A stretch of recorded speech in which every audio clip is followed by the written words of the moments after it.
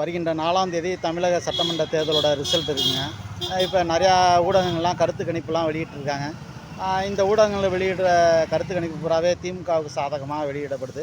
இந்த கருத்து கணிப்புகள் அனைத்துமே வந்து திமுகவுடைய அந்த பணப்பட்டுவாடாவை மையமாக வச்சு தான் வெளியிட்டிருக்காங்க.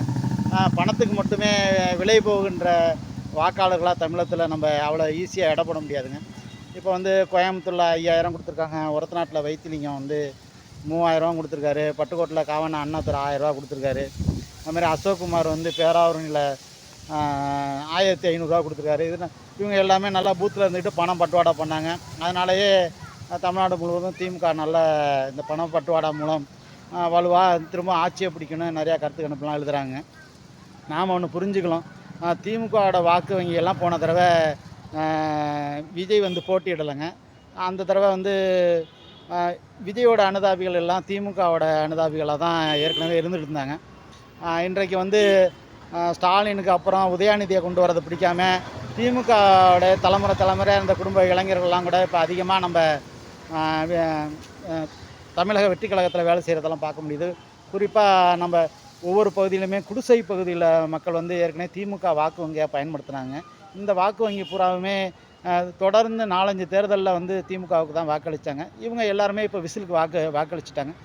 பட்டுக்கோட்டையில் கூட அதே நிலைமை தாங்க. நம்ம காவன அண்ணாதுரையோட சொந்த ஊரான நம்முடைய மண்ணாங்காட்டில் கூட அவருக்கு நிறையா சாமானிய மக்கள்லாம் விசிலுக்கு தாங்க வாக்களிச்சிருக்காங்க. இப்படி ஒவ்வொரு ஊராட்சி மன்ற தலைவர் இருக்கின்ற திமுக ஊராட்சி மன்ற தலைவர் இருக்க ஊரில் உள்ள சாமானிய மக்கள்லாம் விசிலுக்கு தாங்க வாக்களிச்சிருக்காங்க. ஆகவே அதராமண்ண முஸ்லீம் போட்டுருவாங்க, மதுக்கூர் முஸ்லீம் போட்டுருவாங்கன்னா அந்த முஸ்லீம் குடும்பத்தில் இருக்க பெண்கள் எல்லாமே நிறையா பேர் வந்து விசில் சின்னத்துக்கு போட்டிருக்காங்க, ரெட்டலைக்கு போட்டிருக்காங்க.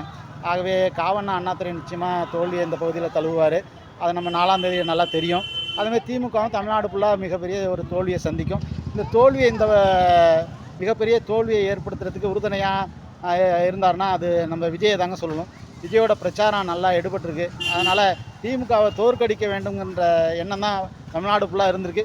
விஜய் வெற்றி வாய்ப்பு உள்ள பகுதியில் விஜய் வேட்பாளர்கள் ஜெயிக்கிறதுக்கு வாய்ப்பு இருக்குது. அதே நேரத்தில் இந்த திமுகவை தோற்கடிக்க விஜயோட பிரச்சாரம் இன்றைக்கு அதிமுகவுக்கு நிறையா உறுதுணையாக இருக்குது. அந்த வகையில் இந்த பகுதியில் அண்ணன் சி.வி. சேகர் நிச்சயமாக வெற்றி பெறுவாங்க. யாருமே விரும்பாத காவனா எப்படிங்க வெற்றி பெற முடியும்? இன்றைக்கு திமுகவோட பணப்பட்டுவாடல்லே அவங்க ஊழல் செஞ்சுருக்காங்க. எல்லா ஊர்லேயுமே பார்த்திங்கன்னா பாட்டிலுக்கு 10 ரூபா வாங்கிட்டு பாட்டில் ரிட்டர்ன் கொடுக்குறாங்க. இங்கே பட்டுக்கோட்டையில் பாட்டிலுக்கு 20 ரூபா வாங்கிட்டு 10 ரூபா தான் ரிட்டர்ன் கொடுக்குறாங்க. இந்த 10 ரூபாயை யார் திமுககாரங்க எடுத்துக்கிறாங்களா இல்லை யார் எடுத்துக்கிறாங்கன்னு தெரியல. இப்படி ஒரு எல்லா துறையிலுமே ஊழலாக இருக்கக்கூடிய பட்டுக்கோட்டை சட்டமன்ற தொகுதியில் எப்படிங்க காவனா வெற்றி பெறுவார்?